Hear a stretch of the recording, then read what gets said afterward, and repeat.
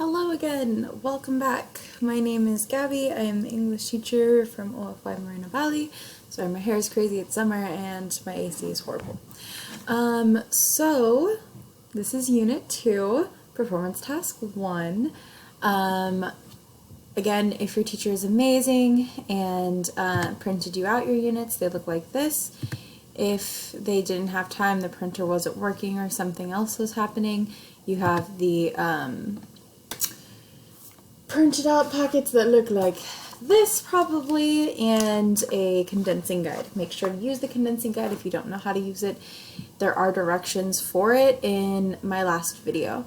If you look on this study guide though, they give you everything that will be in the review most likely, as well as the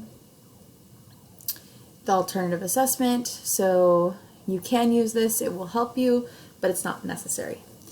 Okay, so let's look at the stuff right here. So prefixes, con and pre. So con, if you speak Spanish, conmigo, what does that mean? With you, me, right? So it means with. So concurrent, concurrent enrollment. Con means with, current means timely, right? With the time. Prefix, right, goes before, right? Predetermined, I chose before, right? Those are prefixes con and pre. Subordinating conjunctions. Subordinating conjunctions look like this. They're used to join an independent and a complete clause with a dependent clause that relies on the main clause for the meaning or relevance. So some of the common subordinating conjunctions are listed there after, although as with examples. That way you could check those out. Comparative adjectives and superlative adjectives. Comparative, compare two things. Superlative, compare a bunch of things. So, I am taller than my brother. That's a comparative, right? Superlative is super. I am the tallest, right? That is a superlative. I'm tallest, allest over all of y'all, right? That's superlative. Comparative to, superlative supersedes everybody else. The root stat is in status. There's that one. Essential questions, understanding theme. So theme is like a lesson learned. It's not a cliche. It's not a motif. It's not one word. So that's theme. Figurative versus literal meaning. So literal means this exact thing is happening right now. Figurative is not truthful or honest, I guess is how you'd say it. Like, I'm so hungry I could eat a horse. That's figurative. I am literally not going to eat a whole horse. That's not happening, right?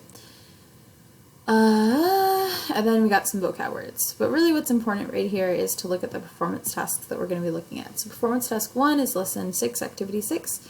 Performance task 2 is lesson 8, activity 13. And then performance task 3 is lesson 9, activity 16.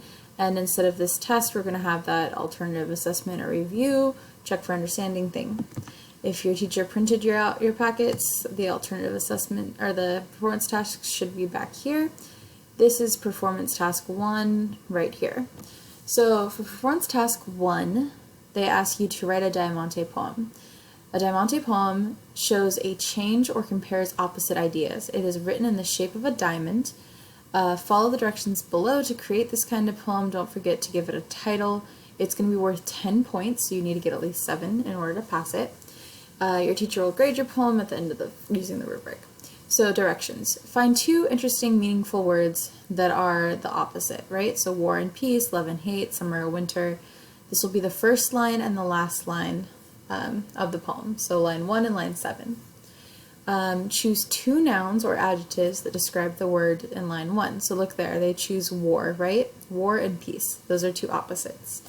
2 words that describe war. Danger and fear, right? And then you're going to choose 3 verbs ending in ing or ed, parallel structure, right? That describe the line in the word in line 1. So running, exploding, screaming, right? So remember, nouns are person, place, thing, idea, right? Verbs are action words, right? And then for 4, choose 4 nouns, the first 2 describing the line in word 1, and the second 2 describing the word inside line 7.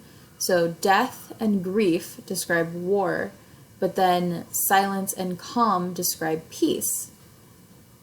Then for 5, choose 3 verbs ending in ing or ed, describing the line in the word in line 7. Loving, laughing, breathing, those are all words that describe peace. They all end in the ing. They have parallel structure. And then choose 2 nouns or adjectives. Remember, adjectives are descriptive words. Stability and confidence, those describe peace. And then 7 is the word that's opposite of the word in line 1. So it gives you that example poem right there. Kind of looks like a diamond, right? And then it gives you space to write your poem. After that, it gives you the rubric down here of how it's going to be graded. Do you use precise words, detailed, sensory language effectively? If so, you get those 5 points. Words used effectively with style, that gives you the second 5 points.